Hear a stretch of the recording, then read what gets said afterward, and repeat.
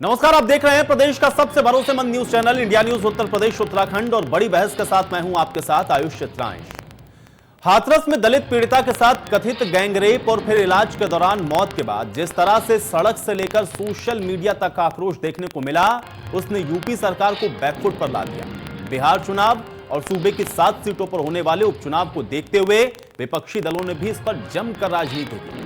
कांग्रेस, आम आदमी party, Samajwadi party और बसपा से लेकर के भीम आर्मी और फिर राष्ट्रीय लोकदल के नेता हाथरस की तरफ दौड़ पड़े। लेकिन हाथरस कांड को लेकर के जातीय संघर्ष की पटकथा लिखी जा रही थी और प्रदेश सरकार का आरोप यह है कि हाथरस गैंगरेप के बहाने यूपी में जातीय दंगा भड़काने की कोशिश हो रही थी। इसके लिए वेबसाइट बनाकर अन्य प्लेटफॉर्म के जरिए फंड इकट्ठा किया जाता रहा। मामला बाहर आया तो फिर प्रवर्तन निदेशालय ने वेबसाइट के बारे में जानकारी जुटाना शुरू कर दी और विदेश से फंडिंग की जांच में जुटी ईडी के निशाने पर अब सीधे पॉपुलर फ्रंट ऑफ इंडिया समेत कुछ अन्य संगठन के पदाधिकारी भी आ गए। ईडी ने मथुरा में पकड़े कैंपस फ्रंट ऑफ इंडिया संगठन के 4 सदस्यों के खिलाफ एफआईआर का ब्यौरा भी जुटाया और फिर ईडी के सूत्रों के मुताबिक मॉरिशस से पीएफआई को 50 करोड़ रुपए की फंडिंग की बात आई, जबकि कुल विदेशी फंडिंग 100 करोड़ से भी ज्यादा की है। इसमें अकेले मॉरिशस से 50 करोड़ रुपए भेजे गए हैं। उधर अलीगढ़ से कांग्रेस के नेता शिवराज जीवन का हाथरस कांड से जुड़ा एक विवादित वीडियो वायरल होने के बाद जातीय दंगों की साजिश की खबर ठोस होती हुई नजर आई। इस वीडियो में कांग्रेस के नेता शिवराज पीड़िता के घर में जुबान से जहर उगलते हुए नजर आए। इस बीच सीएम योगी ने एक बार फिर से यह कहा कि हम किसी भी साजिश को सफल नहीं होने देंगे, हम किसी के भरोसे के साथ खिलवाड़ करने की इजाजत किसी को भी नहीं देंगे। इसके साथ ही हम ऐसे लोगों पर सख्त से सख्त कार्रवाई करेंगे जो समाज में जहर घोलकर विकास को रोकना चाहते हैं। ऐसे में सवाल यह है कि क्या 100 करोड़ से यूपी को जलाने की साजिश थी? क्या दंगे की साजिश के पीछे कांग्रेस का हाथ है? और हाथरस कांड का मॉरिशस कनेक्शन क्या है? आज इन्हीं सवालों के साथ एक खास पैनल के साथ करेंगे हम आज की बड़ी बहस।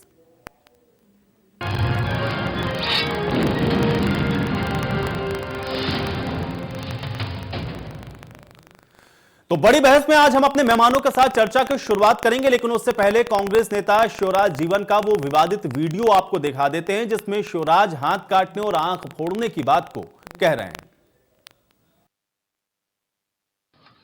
शिवराज जीवन की आवाज नहीं है, पूरे भारत के वाल्मीकियों की आवाज है।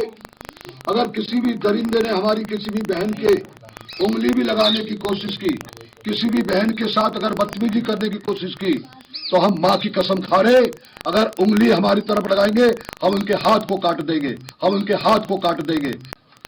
शिवराज जीवन की आवाज नहीं है, पूरे भारत के वाल्मीकियों की आवाज है। अगर किसी भी दरिंदे ने हमारी किसी भी बहन के उंगली भी लगाने की कोशिश की, किसी भी बहन के साथ अगर बदतमीजी करने की कोशिश की, तो हम मां की कसम खा रहे, अगर उंगली हमारी तरफ लगाएंगे हम उनके हाथ को काट देंगे, हम उनके हाथ को काट देंगे। तो वहीं यूपी में दंगे की साजिश को लेकर के सरकार के खुलासे पर अब सियासत तेज हो गई है और विपक्षी दलों ने यूपी सरकार पर हमला बोल दिया है। दूसरी ओर बीजेपी के नेता भी अपना बचाव करते हुए नजर आ रहे हैं। गलत कामों के लिए अगर इंटरनेशनल फंडिंग हमारे देश के अंदर में आ रही है तो ये जिम्मेदारी सरकार की होती है, ये सरकार के तंत्र की जिम्मेदारी होती है कि इस तरह की फंडिंग हमारे देश में आने के पहले उसका पता लगा ले। अगर सरकार का तंत्र ये पता लगाने में नाकाम होता है समय से पहले, तो हमारे देश के लिए, हम सब के लिए चिंता का विषय होता है कि सरकार का तंत्र फेलियर है।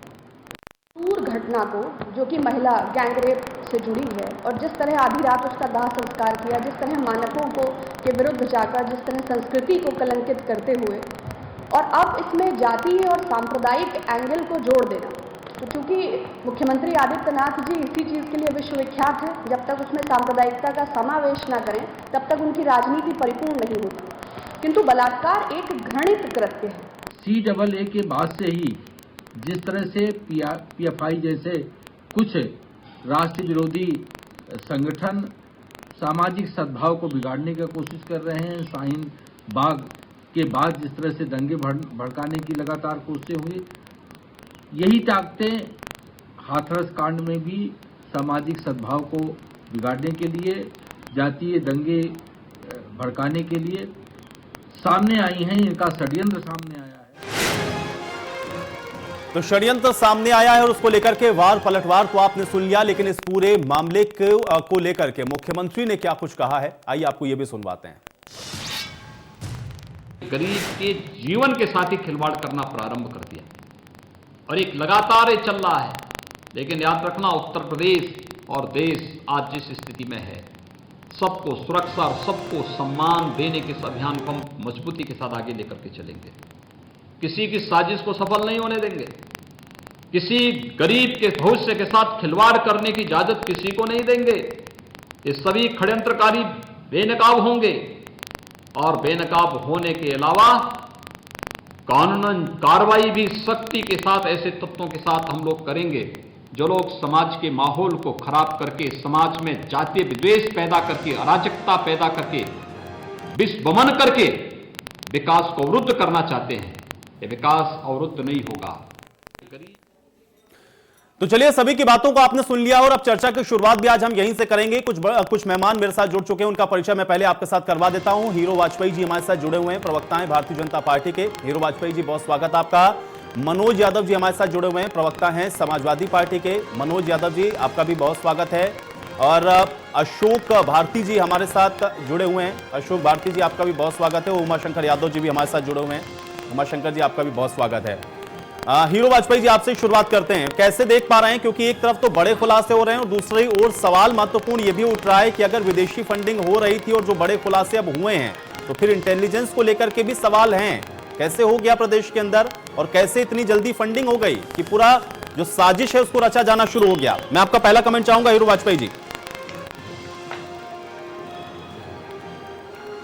देखिए, ये बात तो बिल्कुल सही है कि अगर हमारी एजेंसियां समय पर ये सब चीजें खोज ना लेती तो जो ये तमाम वेबसाइटें बनी, तमाम वीडियो वायरल हुए और जो सरकारी एजेंसियां सक्रिय रहती हैं और उन्होंने उस मौके पर जो फंडिंग पहुंचकर और जो ये पूरी एक जातीय दंगा कराने की साजिश थी उसको विफल कर दिया और तमाम ऐसी राजनीतिक पार्टियां एक्सपोज हो गई जो इस दंगे की साजिश का हिस्सा बनना चाह रही थी। कांग्रेस के तो आपने एक बड़े नेता को तो एक्सपोज कर ही दिया है और मुझे लगता है वो नेता अपने बयान में कह रहा था, मैं ऐसा होगा तो मैं राहुल गांधी को भी बुला लूंगा, अखिलेश को भी बुला लूंगा। तो वो एक जाति दंगे को एक्सपोज करने के पीछे हमारी एजेंसियां हैं, हमारी इंटेलिजेंस है, जिससे कि एक बहुत भयानक हादसा होने से टल गया।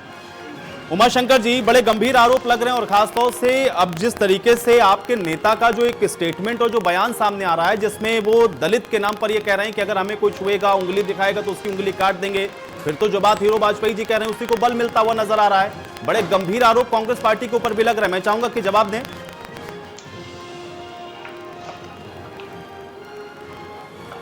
देखिए, जब किसी भी पीड़ित के साथ उत्तर प्रदेश में कांग्रेस पार्टी खड़ी हुई है और लड़ाई लड़ी है, तब नए नए खेल और नई नई साजिशें भारतीय जनता पार्टी ने रचे हैं। आप देखिए, कुलदीप सेंगर के मामले में क्या हुआ था। सरकार कुलदीप सेंगर के साथ खड़ी थी और बता रही थी कि विधायक जी निर्दोष है, और जब अदालत ने उनको जेल भेज दिया तो ये चुप्पी साध गए। ये शाहजहांपुर के मामले में आप देखिए, बलात्कारी के साथ खड़े थे, आज तक पीड़िता को न्याय नहीं मिल पाया है। शाहजहांपुर के मामले में पीड़िता न्याय के लिए भटक रही है, उसको जेल भेज दिया इन लोगों ने, और मसाज वाले बाबा वो बाहर आनंद ले रहे हैं। आज हाथरस के मामले में एक बच्ची के साथ बलात्कार हुआ, उसकी हत्या हो जाती है, अब फिर वही पुराना खेल खेलने का पूरा षड्यंत्र इनका जारी है। मैं कह रहा हूं, अंतरराष्ट्रीय मामला हो, ब्रह्मांड का मामला हो, 4-6 त्रैलोक्य के मामले हो, लेकिन भारतीय जनता पार्टी को जवाब इस बात का देना है कि उस बेटी की हत्या हुई है या नहीं, बलात्कार। लेकिन मुझे बताएं उमाशंकर पांडे जी, कांग्रेस पार्टी तो कानून व्यवस्था में भरोसा करती है ना उमाशंकर पांडे जी। उमाशंकर पांडे जी, कांग्रेस पार्टी तो भरोसा करती है ना संविधान में, क्योंकि संविधान की दुहाई तो सबसे ज्यादा देते हैं आप लोग। आपके नेता अगर जाकर ये कहें कि अगर कोई दलित के खिलाफ, या मैं कहता हूं किसी के भी खिलाफ, तो क्या वो ये कहेंगे कि उनकी उंगली काट दो, उनका हाथ काट दो, उनकी आंख निकाल दो? ऐसे समय में ऐसे बयान देने चाहिए क्या? थोड़ा इस पर भी बोल दें उमाशंकर पांडे जी। मैं बोल रहा हूं, आयुष जी सुनिए। आयुष जी, एक बयान तो हमने सुना था, उसका मैं अभी जिक्र करूंगा। क्या आप ये जो वीडियो ऑडियो आया है शिवराज जीवन जी के नाम से, क्या इंडिया न्यूज उसको ऑथेंटिकेट कर रहा है कि वो इंडिया न्यूज ये कह रहा है कि वो सही नहीं, वीडियो है? उमाशंकर पांडे जी क्या देखिए, भारतीय जनता पार्टी ने अच्छा किसी तरीका है। लैब उमाशंकर से पांडे उस जी ऑडियो देखिए, वीडियो की दो चीजें मैं जांच क्लियर करा कर ली देता है हूं, क्या? मैं दो चीजें क्लियर कर देता हूं, मैं दो चीजें क्लियर कर देता हूं, मैं दो चीजें क्लियर कर देता हूं। देखिए मुझे एक बात बताइए उमाशंकर पांडे जी, उमाशंकर पांडे जी, उमाशंकर पांडे जी, बात सुन हमें चर्चा नहीं उमाशंकर पांडे जी, मुझे एक बात बताइए, उमाशंकर मुझे बताइए, जी। उमाशंकर पांडे जी मुझे बताइए, मैं ये फिर कह रहा हूं कि ना इस ऑडियो की हम पुष्टि कर रहे हैं, ना हम कह रहे हैं कि ये ऑडियो हो सकता है कि उनका हो या ना हो, ये जांच का विषय है। लेकिन ऐसे ही ऑडियो अगर भारतीय जनता पार्टी की तरफ से आते तो आप यहीं चढ़ करके बैठते इनके ऊपर, और हीरो वाजपेयी के ऊपर आप तुरंत सर्टिफिकेट देते, कहते कि नहीं भाई ये आपके नेता ने ऐसा कहा। भाई वीडियो तो जांच का विषय है, मैं कह रहा हूं कि अगर ऐसा कहा है, अगर ऐसा कहा है इस वीडियो के अंदर सत्यता की पुष्टि हो जाएगी, अगर होगा तो भी सही, नहीं होगा तो भी सही। लेकिन ऐसे नेता को क्या, या कांग्रेस पार्टी के किसी नेता को ऐसा बयान क्या देना चाहिए? कम से कम खंडन तो कर सकते हैं ना, वो तो जांच का विषय है, नहीं होगा तो ठीक, अच्छी बात है, अरे मैं कह रहा हूं, क्या वो सही, क्या वो ये अच्छा शिवराज जीवन जी से ये पूछ लिया गया क्या कि उन्होंने ये बयान दिया है कि नहीं? जब ये ऑथेंटिकेटेड वीडियो ही नहीं है तो उस पर क्या चर्चा करनी? उमाशंकर जी, उमाशंकर जी, उत्तर प्रदेश के मुख्यमंत्री ने ये जांच हो रही है, तो फिर जांच हो रही है तो जांच पर भरोसा रखिए। फिर जो तमाम बयानबाजियां आती हैं इस तरीके के न जाने कितने स्टेटमेंट, क्योंकि जिस स्टेटमेंट को उमाशंकर जी अभी जिस स्टेटमेंट को आप कोट करेंगे या आप जिस किसी ऑडियो को या किसी वीडियो को लेकर कहेंगे उस पर हीरो वाजपेयी जी कहेंगे भाई इसकी ऑथेंटिसिटी बताइए, ये तो मेरे नेता ने दिया ही नहीं, तो सब लोग सर्टिफिकेट लेके बैठेंगे फिर यहाँ पर, इसलिए कोई आरोप लगाए तो उसका सर्टिफिकेट लेके भी बैठे। भाई अगर कोई स्टेटमेंट आया है, बयान आया तो फिर चर्चा होगी, कोई सर्टिफिकेट यहाँ पर नहीं देगा किसी को ना। इंडिया न्यूज कह रहा है कि ये वीडियो उनका हो सकता है, मैं फिर क्लियर कर रहा हूं, मैं कह रहा हूं इंडिया न्यूज बिल्कुल पुष्टि नहीं करता है कि ये वीडियो उनका है, लेकिन फिर भी आपके अगर नेता हैं तो क्या उनको ऐसे स्टेटमेंट देने चाहिए? नहीं दिया, बहुत अच्छी बात है। अरे जब मैं कह रहा हूं कि एक योगी जी का बयान है जो ऑथेंटिकेटेड है, विधानसभा में उन्होंने ठोक दो की बात की, और एक ऐसा वीडियो है जिसकी कोई प्रामाणिकता नहीं है, तो चर्चा हम पहले किस पे कर लें? चर्चा जो ऑथेंटिकेटेड है, योगी जी के ठोक दो वाली नीति, क्या वो संवैधानिक है? क्या वो संवैधानिक है आयुष जी? वो बयान तो प्रामाणिक है।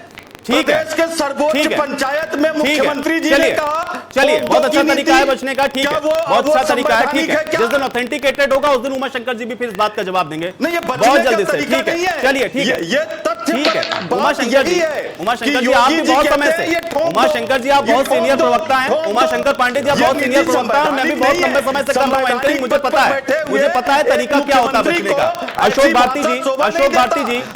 भारती जी हमारे साथ जुड़े हुए हैं, दलित चिंतक हैं। अशोक भारती जी मुझे ये बताइए, भाई किसी के साथ अगर कोई अन्याय हो रहा है उसको न्याय मिलना चाहिए, बहुत जरूरी है, जिसकी सरकार है उसकी जिम्मेदारी है, लेकिन हर चीज के अंदर दलित का एंगल जोड़ना, फलाने ब्राह्मण का एंगल जोड़ना, क्या ये सही है? आपको लग रहा है ये सही परिपाटी है? ऐसे एक पीड़िता को न्याय मिलेगा? देखिए आयुष जी, हमें ये बात समझनी है कि ये वारदात को करीब 3 सप्ताह होने वाले हैं। जब ये वारदात हुई तो इस वारदात के बारे में सरकार के किसी भी अधिकारी ने कोई कार्रवाई नहीं की। 7 दिनों तक एफआईआर नहीं लिखी गई, तब तो कोई जाति की बात नहीं कर रहा था, ठीक है। ये जाति की बात तो मीडिया ने उठाई, दलित तो बात नहीं कर रहे थे इस बात की, आपने बात की, और दूसरी बात ये कि ये मीडिया ने ही इसको प्रेजेंट किया है, और मीडिया ने बताया कि ये चारों के चारों जो नौजवान है ठाकुर है। तो ये पर्सपेक्टिव, ये जो दिशा है, ये तो मीडिया ने दी है ना। अब सवाल ये है कि क्या भारतीय समाज में जो जिस नौजवान लड़की के साथ बलात्कार हुआ, उसको इतना मारा गया कि उसकी दिल्ली के अस्पताल में मौत हो गई, उसको न्याय मिलना चाहिए। सरकार बार बार जो बात कह रही है, सरकार के अलग अलग तरीके से, मैं पहली बार सुन रहा हूं, देश के इतिहास में पहली बार हो रहा है कि जो पीड़ित परिवार है उसको प्रताड़ित किया जा रहा है, मीडिया के जरिए भी किया जा रहा है और सरकार के विभिन्न तरीकों के द्वारा भी किया जा रहा है। डीएम ने परिवार को धमकाया, पुलिस वालों ने परिवार को धमकाया, उनकी लड़की को इस बात का भी अधिकार नहीं दिया कि वो अपनी लड़की का मुंह आखिरी बार दे सके। आप मुझे बताइए, इसमें कहां सरकार का न्याय है जी? क्या वाकई में सरकार न्याय चाहती है? तो मेरा मानना ऐसा है कि सरकार को सोचना चाहिए कि सरकार की क्रेडिबिलिटी खतरे में है। और हमारा अनुभव यह है कि उत्तर प्रदेश में केवल ठाकुर बिरादरी को छोड़ के बाकी कोई जाति वहां सुरक्षित नहीं है। अभी आप वीडियो की बात कर रहे थे, एक वीडियो अब देखिए अशोक भारती जी, अभी आपने क्या कहा? अभी आपने कहा कि भाई इसको हम लोग कैटेगराइज करते हैं, मीडिया वाले करते हैं। आप भूल गए कि तमाम जो नेता हैं उनकी तरफ से और खासतौर से मायावती ने स्पष्ट कोट करते हुए कहा था दलित सुरक्षित नहीं है। ये बात कही जाती है। अभी आप खुद इस बात को कह रहे हैं कि देखिए केवल ठाकुर को छोड़ दीजिए, बाकी कोई सुरक्षित नहीं है। आपने कही ना, आपने कही ना ये बात, और फिर ये कहेंगे कि मीडिया ने इंपोज किया आप लोगों के ऊपर। भाई मीडिया तो वो दिखाता है जो दिख रहा है। सहारनपुर की घटना से लेकर सहारनपुर की घटना से लेकर हाथरस तक अपराधी कौन है और प्रताड़ित कौन है, हमें यह समझना है। उत्तर प्रदेश में आप मुझे ऐसा केस बताइए जिसमें फिर वही बात आ गई ना अशोक भारती जी।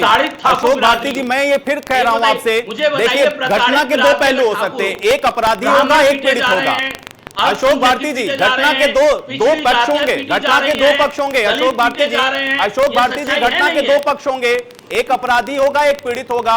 उसमें कोई ठाकुर कैसे होगा, उसमें कोई ब्राह्मण कैसे होगा, उसमें कोई दलित कैसे होगा? सवाल तो यही है ना कि भाई अपराध तो अपराध है, उसको आप लोग जाति के अंदर उसके चश्मे से क्यों देखना शुरू कर देते हैं? और फिर आप देखेंगे, आपकी बात को मैं कोट करूंगा तो आप कहेंगे कि आयुष ने दिखाया या मीडिया दिखा रहा। ऐसा क्यों भाई? नहीं, जाति का एंगल है ना। अगर जाति का एंगल नहीं होता तो पुलिस 7 दिन तक रिपोर्ट क्यों नहीं लिखती? दलितों की रिपोर्ट नहीं लिखी जाती, बाकी की तो सबकी रिपोर्ट लिखी जाती है। आप बताइए, सरकारी अमले ने, हीरो वाजपेयी जी यहां बैठे हैं, वो बताएं कि ऐसा कौन सा कानून है कि अगर कोई व्यक्ति जो पीड़ित है वो थाने में जाके एफआईआर दर्ज कराना चाहता है तो पुलिस ने एफआईआर दर्ज क्यों नहीं की? वो कौन सा कानून है जिसके तहत बिना परिवार के वो लड़की को आधी रात में जला देते हैं? अशोक भारती जी, मतलब एक दलित चिंतक होने के नाते आप ये मानते हैं कि दलितों को अगर छोड़ दिया जाए तो बाकी बात को सुन रही है ये सरकार, बाकियों की सबकी सुन रही है, केवल दलितों की नहीं सुन रही? यही कहना चाह रहे हैं ना? दलितों की भी नहीं सुन रही, ब्राह्मणों की भी नहीं सुन रही, अल्पसंख्यक की भी नहीं सुन रही, पिछड़ी जातियों की भी नहीं सुन रही, केवल ठाकुरों की सुन रही। ठीक है, चलिए अब आया जाती है मनोज यादव जी, पीएफआई से लेकर के तमाम कनेक्शन सामने आ रहे हैं और अब तो ये भी इसमें खुलासा कर दिया गया है कि भाई देखिए ये तो दंगा भड़काने की पूरी साजिश थी उत्तर प्रदेश के अंदर। इस हाथरस कांड के अंदर जो खुलासे हो रहे हैं वो सरकार जो कह रही है, कैसे देखेंगे? आपका कमेंट चाहूंगा मैं इसके ऊपर।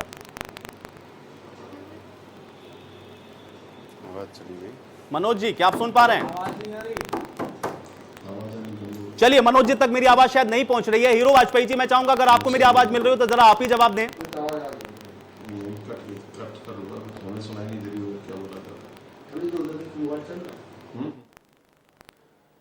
आवाज नहीं आ रही भाई।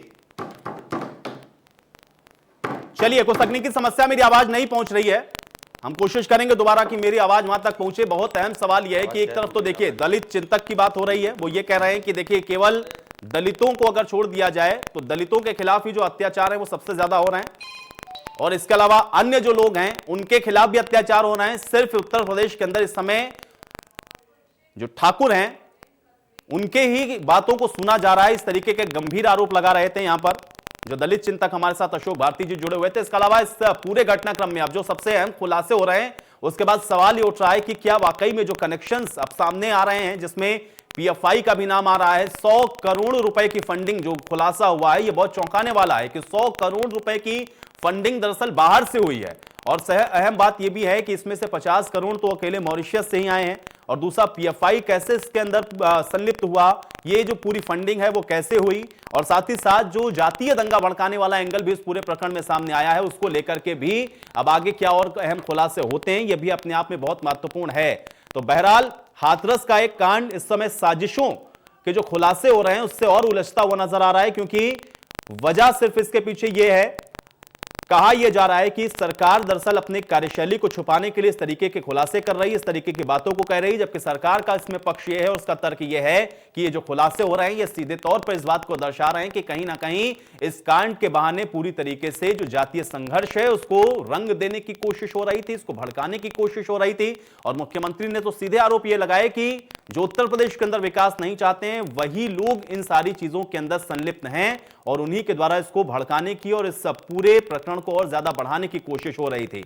लेकिन सवाल प्रशासन के ऊपर भी हैं और गंभीर हैं, और सवाल यह भी है कि आखिर जो कार्रवाई त्वरित होनी चाहिए थी वो क्यों नहीं हुई, कुछ सवाल जो विपक्ष उठा रहा है उसका जवाब सत्ता पक्ष के पास अब तक भी नहीं है, और उसको कैसे अब सरकार उसका क्या जवाब देती है और जांच कहां तक पहुंचती है, यह सब भी भविष्य के गर्त में है और यह भी बहुत महत्वपूर्ण रहने वाला है। क्योंकि जिस तरीके के खुलासे अब लगातार हो रहे हैं, चाहे वो अंतर्राष्ट्रीय कनेक्शन उसके साथ जुड़ रहा हो, चाहे पीएफआई का उसमें नाम आ रहा हो, या फिर वो वेबसाइट बना करके जिसके अंदर तमाम तरीके का जस्टिस फॉर हाथरस कांड को लेकर के जो आपत्तिजनक कंटेंट थे उसकी बात रही हो, फिर उस वेबसाइट का डीएक्टिवेट होना हो, या 4 लोगों की गिरफ्तारी इस पूरे प्रकरण को लेकर के रही हो, या फिर इस पूरे कांड का लेकर के जो एक अलग ही एंगल है उसको लेकर के भी जो जांच आगे तक अब पहुंची है उसमें आगे और क्या खुलासा होता है। ये तमाम ऐसी चीजें हैं जो इस पूरे हाथरस प्रकरण को और ज्यादा पेचीदा बनाती हुई नजर आ रही हैं। लेकिन सवाल 2-3 बड़े महत्वपूर्ण है इस पूरे घटनाक्रम के बाद। एक तो क्या 100 करोड़ रुपए जो कि बाहर से आए, जिसका हवाला दिया जा रहा है, क्या उससे कहीं ना कहीं भड़काने की कोशिश उत्तर प्रदेश के अंदर दंगा हो रहा था, और दंगे को भड़काने की क्या यह साजिश थी, और दंगों की साजिश के पीछे क्या कांग्रेस कहां था? क्योंकि यह भी बहुत गंभीर सवाल यहां पर उठ रहा है। क्योंकि कांग्रेस के एक नेता जिनका कुछ ऑडियो और वीडियो सामने आया है, अगर उसमें भी तथ्यात्मक सच्चाई पाई जाती है तो फिर यह भी बड़ा महत्वपूर्ण सवाल उठेगा कि आखिर किस तरीके से जाति के नाम पर लोगों को जो ये सलाह दी जा रही थी कि आंख फोड़ दें, आप उंगली तोड़ दें, हाथ काट दें, ये भी अपने आप में बेहद गंभीर होगा। और फिर इस बात को लेकर के भी जो सत्ता पक्ष है वो किस तरीके का अपना रुख अख्तियार करता है, ये भी बहुत अहम हो जाएगा इस पूरे घटनाक्रम को लेकर के। लेकिन एक सवाल जो सबसे अहम है वो ये है कि पीड़िता को न्याय कैसे मिलेगा, परिवार वालों को न्याय कैसे मिलेगा। साथ ही साथ जो पुलिस की कार्यशैली को लेकर के कुछ गंभीर सवाल खड़े हुए, जिसमें चाहे पीड़िता का आधी रात को अंतिम संस्कार का मामला हो या फिर पहले प्रकरण को गंभीरता से न लिया जाना हो, ये तमाम ऐसे विषय हैं जो कि अभी इस पूरे प्रकरण के साथ जुड़े हुए हैं, और इसका खुलासा आगे होता कैसे है ये भी आगे आने वाले वक्त में ही तय होगा।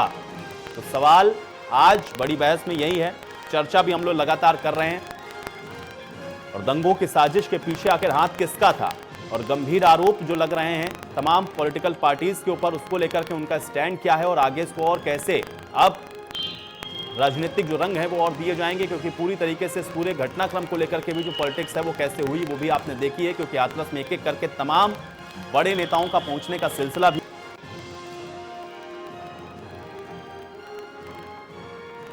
चलिए एक बार फिर से रुक कर लेते हैं, मेहमान हमारे साथ फिर से जुड़ चुके हैं। हीरो वाजपेयी जी, मैं आपके पास वापस आ जाता हूं। बहुत गंभीर सवाल और बहुत गंभीर आरोप लगाए अशोक भारती जी ने आपके ऊपर, मैं चाहूंगा उसका भी जवाब दें। और उमाशंकर जी तो कह रहे थे भाई जिस वीडियो की ऑथेंटिसिटी नहीं है उस बारे में क्या चर्चा की जा सकती है, क्योंकि साधा पे आप लोग कह रहे थे कि दंगा भड़काने की कोशिश के पीछे इन लोगों का ही हाथ।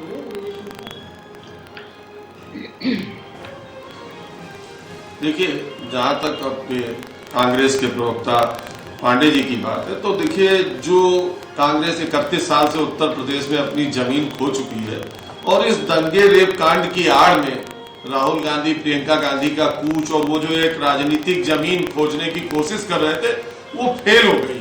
तो इसलिए वो बौखलाहट है पांडे जी की, और पांडे जी अच्छे आदमी है, कांग्रेस के प्रवक्ता है, लेकिन मजबूरी है कि डिफेंड करना है तो डिफेंड करने आ गए।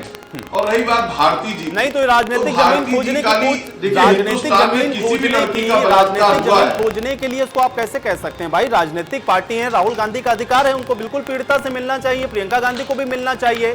इसमें वो राजनीतिक जमीन तलाशने की कहां बात थी भाई? अगर आप लोगों ने सारी चीजों को बिल्कुल परफेक्ट किया होता, या ये जो सवाल राहुल गांधी उठा रहे हैं, प्रियंका गांधी उठा रही हैं, अगर उसको आप लोगों ने सही तरीके से माकूल व्यवस्था के तहत जवाब दिया होता तो उनको जरूरत ही नहीं पड़ती। आखिर तो आपने बाद में इजाजत दी ना उनको जाने की, उसमें राजनीतिक जमीन तलाशने की क्या बात है? नहीं, उनके एक बड़े नेता जो मंत्री भी रह चुका है, आप शिवराज जीवन को छोटा आदमी मत मानिए, जो मंत्री भी रह चुका है और उसका इस तरह का बयान, और आज कई चैनलों के स्टिंग ऑपरेशन भी आ गए जिसमें वो दंगा भड़काने के लिए पैसे मांग रहे हैं, कह रहे हैं कि 2 मरे इधर 2 वो, राहुल आ जाएगा और मैं काम करा दूंगा और ऐसा हाल हो जाएगा।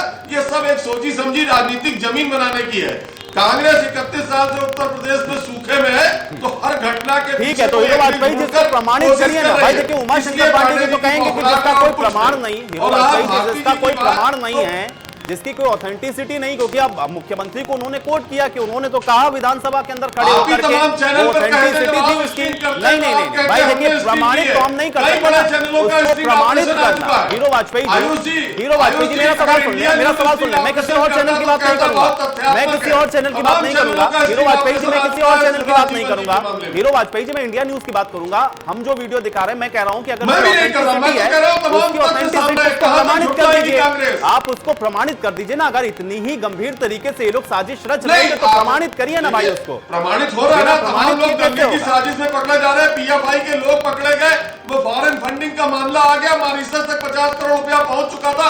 ये सब और क्या है, दंगे फैलाने के लिए तो हो रहा है। और वो रुपए पहुंचा रहे थे हीरो वाजपेयी को, आपका इंटेलिजेंस क्या कर रहा था? हीरो वाजपेयी जी घटनाक्रम के घटित होने के अगर 4 से 5 दिन के अंदर अगर इतनी बड़ी भारी संख्या में पैसा इधर से उधर हो जाए, 100 करोड़ रुपए आ जाए, संगठन एक्टिव हो जाए, वेबसाइट बन जाए, तो भाई ये फेलियर किसका है? हीरो वाजपेयी जी फेलियर किसका है? ये हीरो वाजपेयी फेलियर किसका है? वो कर रहे थे और आपके शासन में होता रहा। भाई किसका फेलियर है? अगर हमने आ गया 100 करोड़ रुपए, जांच में लोग दोषी 100 करोड़ रुपए कैसे आ गया? जो लोग हुए, हमने इंटेलिजेंस क्या कर रही थी? प्रीमियम एजेंसी हीरो वाजपेयी की इंटेलिजेंस क्या कर रही थी आपकी? सवाल तो आपसे पूछा जाएगा ना। फिर भी कांग्रेस परेशान है, फिर भी वो पार्टियां परेशान है जिनका उत्तर प्रदेश में अस्तित्व नहीं है। और रही बात सपा की, तो जिसके मुखिया ने कहा था लड़कों से गलती हो जाती है, सूप तो सूप चलनी भी बोले, जिसमें 7200 थे। हीरो वाजपेयी जी मुझे ये बताइए कि भाई 100 करोड़ रुपए की अगर फंडिंग हो गई तो कैसे हो गई? इंटेलिजेंस कहां था आपका? सवाल तो ये भी आपसे होगा ना। और अगर मान लिया इनके नेता जिनके बयानों को आप कोट कर रहे हैं वो ऐसे बयान दे रहे थे, तब आप लोग क्या कर रहे थे? कैसे हो गया भाई इतनी आसानी से? आयुष जी अरे सुनिएंगे आप तब मैं बता पाऊंगा। इसी इंटेलिजेंस की वजह से ही तो ये दंगे नहीं हो पाए, नहीं तो प्रायोजित थे, पैसा वहां तक पहुंच जाता तो दंगे हो जाते ना। लोग पैसे की मांग ही तो कर रहे थे, ये भिजवा दो, ये भिजवा दो, और जांच होने दीजिए, मुझसे सारे निर्णय मत कराइए। दूध का दूध और पानी का पानी हो जाएगा। मुझे लगता है कि भारत के चैनलों को भी जांच का इंतजार करना चाहिए और विपक्ष को भी। जो सामने होगा दोषी हो जाएगा, जो पकड़ा जाएगा, जो निर्दोष होगा बाहर आ जाएगा। कानून अपना लेकिन अशोक भारती जी तो कह रहे हैं, हीरो वाजपेयी जी, अशोक भारती जी तो कह रहे हैं कि आपके शासन में सिर्फ अगर हम लोग एक वर्ग विशेष को छोड़ दें तो बाकी कोई आपके शासन में सुरक्षित नहीं है। हालांकि पहले वो जरूर ये कह रहे थे कि मीडिया बता रहा है ये बात, लेकिन उन्होंने खुद पूरी चर्चा के दौरान इस बात को खुलकर कहा कि सिर्फ एक अगर वर्ग विशेष को हम छोड़ दें तो बाकी कोई आपके शासन में सुरक्षित नहीं है। देखिए मैं इस तरह की बयानबाजी को बिल्कुल भी आपके चैनल के माध्यम से और बढ़ाना नहीं चाहता। दलित चिंतक क्या चिंतन करते हैं मुझे नहीं पता, अशोक भारती जी के बारे में मेरी बहुत जानकारी नहीं है, लेकिन वो कहते थे, मीडिया पे आरोप लगा रहे थे कि जातिवाद मीडिया फैला रहा था, लेकिन उनके कुल बयान में आप देखिए कि वो जातिवादी व्यवस्था का ही पोषण कर रहे थे अपने बयानों में, और जो सरासर निंदनीय है। ऐसे बयान के माध्यम से जातियों के बीच में और घृणा फैलती है, और जो दलित चिंतक के नाते जब वो ये बयान देते हैं तब इस घृणा का मात्रा और बढ़ जाती है। मुझे लगता है उन्हें आपके चैनल के माध्यम से क्षमा याचना करनी चाहिए। उत्तर प्रदेश या देश में किसी भी जाति का बोलबाला नहीं है। अगर संविधान है तो सभी जातियां बराबर है। हीरो वाजपेयी जी भाई उनको बताएं ना कैसे। देखिए वो तो उन्होंने तो बता दिया, हिंदुस्तान में उन्होंने अपने चिंतन के हिसाब से बता दिया। अशोक भारती जी ने अपने चिंतन के हिसाब से तो बता दिया, अशोक भारती जी ने अपने चिंतन के हिसाब से तो बता दिया, लेकिन आप भी तो बताएं ना हीरो वाजपेयी जी आप भी बताएं ना साथ में कि भाई कैसे आप लोग सबका साथ सबका विकास कर रहे हैं, कैसे वो आरोप लगा दे रहे हैं? भाई बताइए, उनको जवाब दीजिए। नहीं देखिए, आरोप सुनिए आयुष जी, आरोप लगाना एक बड़ा सरल काम है। आपने अशोक भारती जी को दलित चिंतक के नाते बैठाला है, तो दलित चिंतक में उन्होंने अपनी चिंता व्यक्त कर दी कि दलितों के साथ अत्याचार हो रहा है।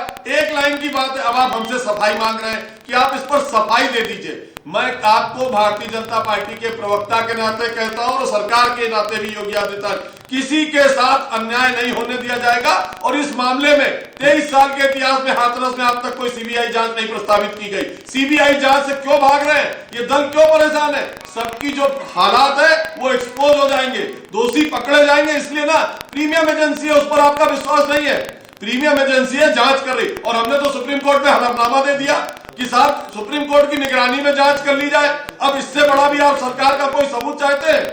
इससे ज्यादा भी चाहते हैं कि दलित अगर चलिए ठीक है, अब एक एक करके मैं जवाब ले लेता हूं। पहले ठीक है, पहले अशोक भारती जी, दूध का दूध और पानी का पानी हो जाएगा। पहले अशोक चिंता किस बात की है? ठीक है, चलिए अब उनकी जो चिंता है वो वही बताएंगे ना अशोक भारती जी। देखिए, मैं हीरो वाजपेयी जी की जो फ्रस्ट्रेशन है उसको अच्छी तरह समझ सकता हूं, क्योंकि चीजें भारतीय जनता पार्टी की जो उत्तर प्रदेशी सरकार है उसकी उम्मीदों से बाहर चली गई हैं। मैं उन बात के लिए मैं इस बात को जरूर स्वीकार करता हूं और मैं हीरो वाजपेयी जी और उनकी पार्टी को मुबारकबाद देना चाहता हूं कि उन्होंने सुप्रीम कोर्ट की निगरानी में इस पूरे मसले की तफ्तीश करने की बात की है। इसके लिए किया कोर्ट, लेकिन मैं ये भी कहना चाहता हूं कोर्ट के कहने पर उन्होंने परिवार को, पीड़ित परिवार को सुरक्षा भी दी। ठीक है, ये भी बात अच्छी है क्योंकि ये काम बहुत पहले करना चाहिए। उससे पहले दे दी, सुप्रीम कोर्ट का इंतजार कर रहे थे। सुप्रीम कोर्ट का आदेश बाद में आया। नहीं, हीरो वाजपेयी जी मेरी एक निवेदन सुन ले। आप मेरे को ये बताइए, आप सुप्रीम कोर्ट का क्यों इंतजार कर रहे थे परिवार को सुरक्षा देने के लिए? आप सुप्रीम कोर्ट का क्यों इंतजार कर रहे थे जुडिशियल इंक्वायरी, जुडिशियल देखरेख में इंक्वायरी के लिए? देखिए, जैसे सुप्रीम कोर्ट ने आपके ऊपर डंडा मारा तब आपको माने ना। आपकी कॉन्शियस नहीं है सरकार को जैसे जैसे लेकिन अशोक भारती जी का खतरा बढ़ अशोक भारती जी अगर सरकार की मंशा ये होती कि वो भाई वो दलितों की चिंता नहीं करती जनता पार्टी, अशोक भारती जी, पूरा वाल्मीकि अशोक भारती जी, मेरा भी सवाल सुन लीजिए। अशोक भारती जी, अगर सरकार की मंशा ये होती, अशोक भारती जी, अगर सरकार की मंशा ये होती कि भाई उसको दलितों का कोई लेना देना नहीं है तो वो ये भी नहीं करते, वो ये भी नहीं करते। अभी आपने कहा ना कि भाई उन्होंने ऐसा किया, मैं उसका स्वागत करता हूं। फिर आप किस बिना पे आरोप लगा रहे थे कि भाई ये सरकार तो केवल एक वर्ग विशेष की सुनती है, बाकी तो किसी की सुनती ही नहीं। अभी आपने ही कहा कि बड़ा अच्छा है कि चलिए भाई इसकी जांच के जो आदेश हैं वो इस प्रकार से दिए गए जो आप लोग चाहते थे। धारणा, ये धारणा बन रही है। मैं कोई नई बात नहीं कह रहा हूं, ये धारणा उत्तर प्रदेश के बारे में हर व्यक्ति कहता है, सारे पत्रकार कह रहे हैं, सारे नेता कह रहे हैं, सारे समाज कह रहे हैं। क्या ब्राह्मण नहीं कह रहे कि वहां पे ठाकुरों के साथ पक्षपात हो रहा है? क्या अल्पसंख्यक नहीं कह रहे कि उनके साथ पक्षपात हो रहा है? सब लोग कह रहे हैं पक्षपात हो रहा है। तो मेरा मानना यह है भारतीय जनता पार्टी को अपनी अंतर चेतना का झांकना चाहिए और उसे यह सोचना चाहिए कि लोगों के दिमाग में ऐसी धारणा क्यों बन रही है। चलिए उमाशंकर पांडे जी, उमाशंकर पांडे जी। आयुष जी, मैं इस बात का एक जवाब देना चाहता हूं। नहीं, हीरो जी मैं आऊंगा, हीरो वाजपेयी जी मैं आऊंगा। उमाशंकर पांडे जी का भी मैं एक जवाब ले लेता हूं जो आपने आरोप लगाया। उमाशंकर जी। जी जी उमाशंकर जी बताइए, भाई आपके ऊपर आरोप लगा रहे हैं, हीरो वाजपेयी जी कह रहे हैं कि अब राजनीतिक जमीन तलाशने के लिए आप लोग जा रहे हैं, वहां पे ढकोसला कर रहे हैं, वहां पर जाकर के कोई लेना देना नहीं आप लोगों को इन सारी चीजों से।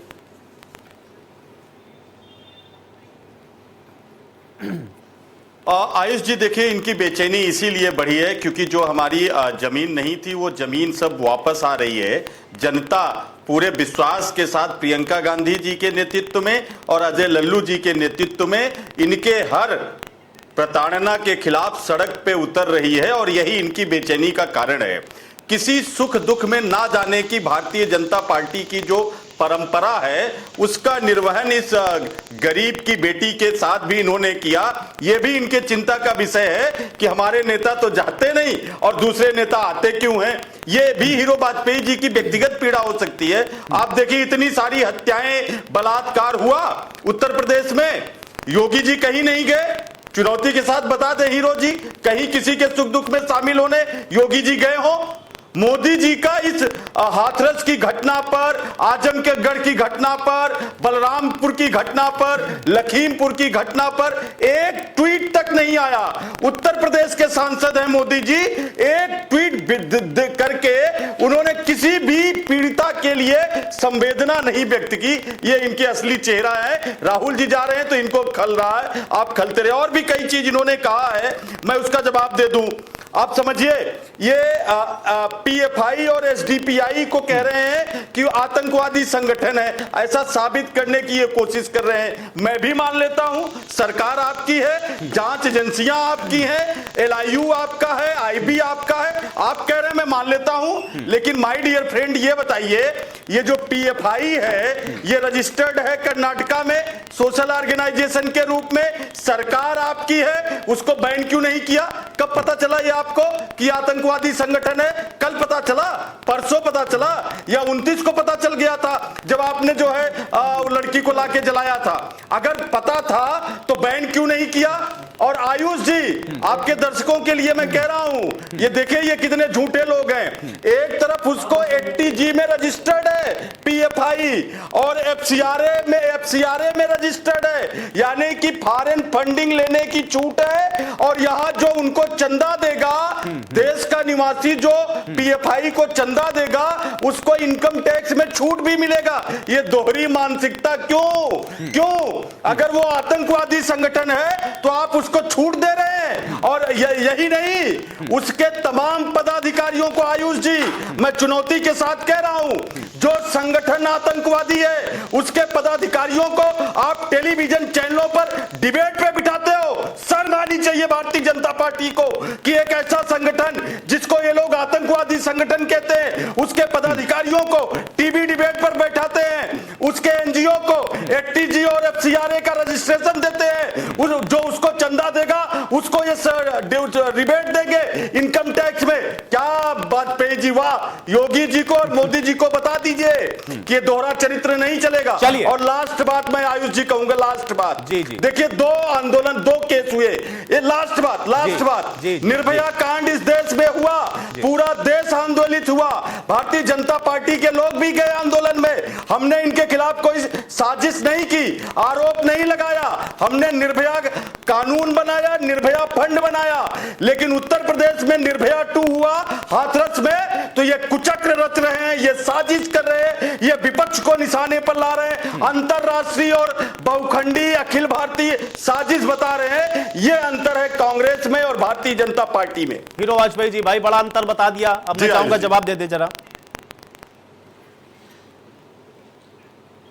दो बातें सुन लें। मेरे ख्याल से अच्छा किया इन्होंने बता दिया कि पीएफआई को एटीजी और एफसीआरए का रजिस्ट्रेशन कांग्रेस ने दिया, ठीक है। और पी चिदम्बरम साहब ने 2010 में कहा कि पीएफआई समेत कई एनजीओ हैं जो फॉरेन फंडिंग का हिसाब नहीं करते। बैन क्यों नहीं करे? चलो हमने दे दिया, आपने बैन क्यों नहीं किया? 6 साल कम थे क्या बैन करने के लिए? हीरो वाजपेयी जी, सुन लीजिए, नहीं सुन लीजिए, हीरो वाजपेयी जी, देखिए उमाशंकर जी मुखालफत कर रहे हैं, कंटेंट नहीं है, वो मुखालफत कर ही नहीं रहे, वो मुखालफत कर ही नहीं रहे। उमाशंकर जी तो बता रहे हैं कि भाई अगर वो रजिस्टर्ड है और आप केंद्र के अंदर इतने दिन से सत्ता के अंदर बैठे हुए हैं, भाई केंद्र के अंदर भी सत्ता चलाते हुए आपको 7 साल हो गया, प्रदेश के अंदर भी आप चला रहे, भाई बंद कर देते ना।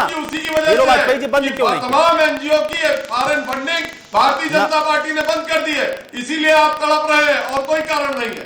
हीरो वाजपेयी जी, भाई उस पर बैन क्यों नहीं लगा दिया? अगर वो आतंकवादी संगठन है और आपको लग रहा है, क्योंकि इससे पहले सीए वाले प्रकरण में भी आप लोगों ने बताया था, तो बैन कर दीजिए ना भाई, उसको बैन क्यों नहीं कर रहे हैं आप लोग? अभी क्या इंतजार और हो रहा है हीरो वाजपेयी जी?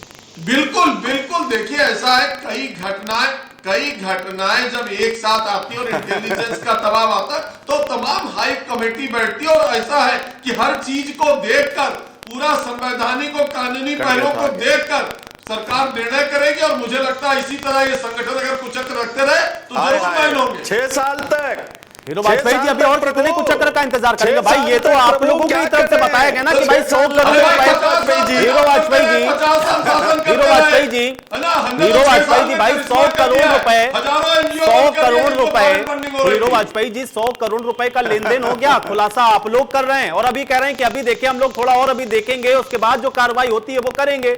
मतलब तब तक और 200-400 करोड़ हो जाएगा, हो सकता है दंगा भी करा ले जाए। बिल्कुल भाई, कितना और इंतजार करेंगे?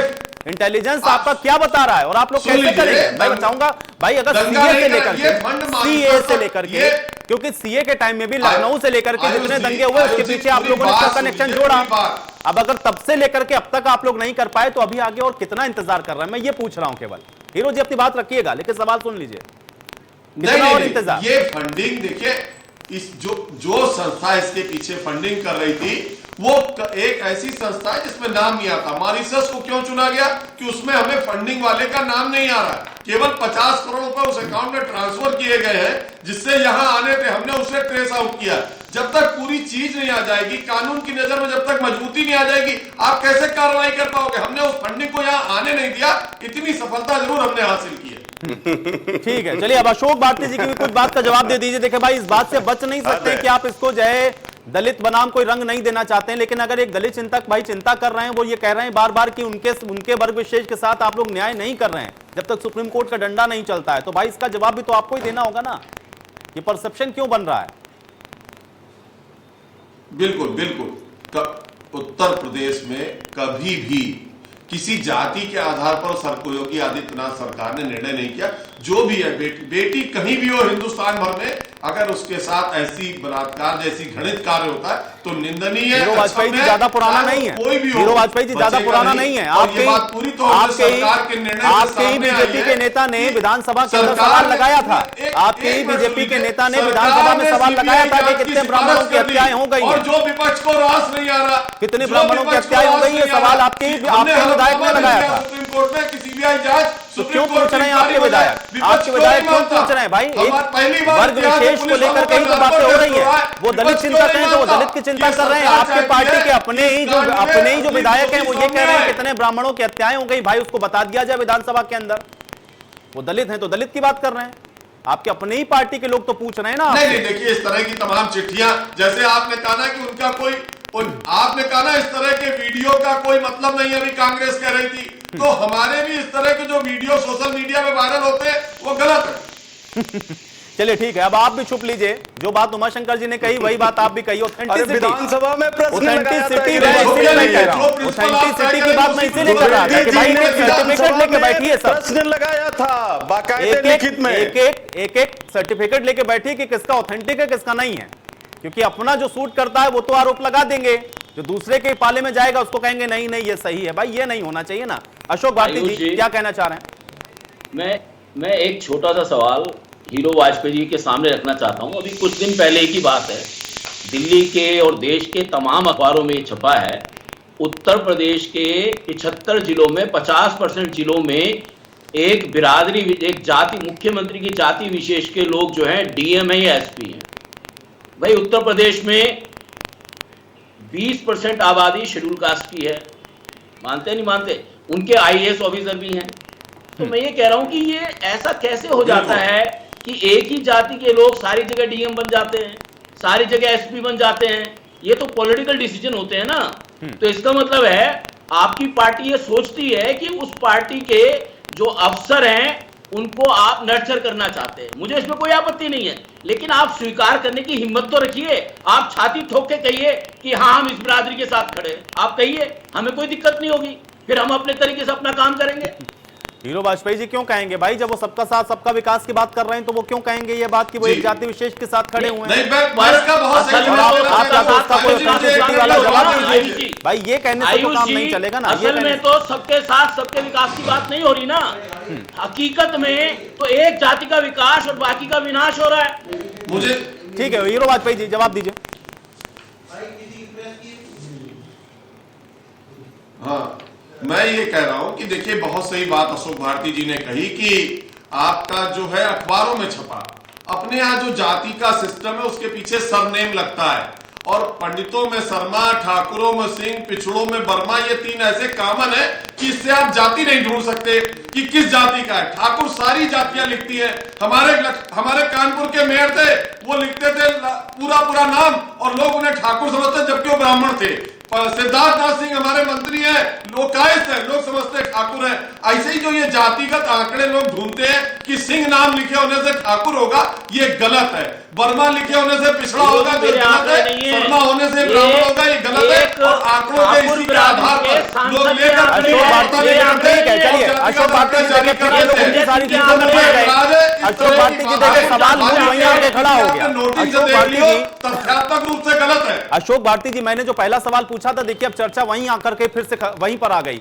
मैंने आपसे यही पूछा ना कि भाई देखिए किसी भी बहन बेटी के साथ कुछ भी गलत हुआ प्रदेश के अंदर या देश के अंदर भी, भाई जो मौजूदा सरकार है उसकी जिम्मेदारी है, उसको कार्रवाई करनी चाहिए, उसकी सुरक्षा की जिम्मेदारी वहां की सरकार की होती है, इसलिए सवाल उस पर उठना चाहिए।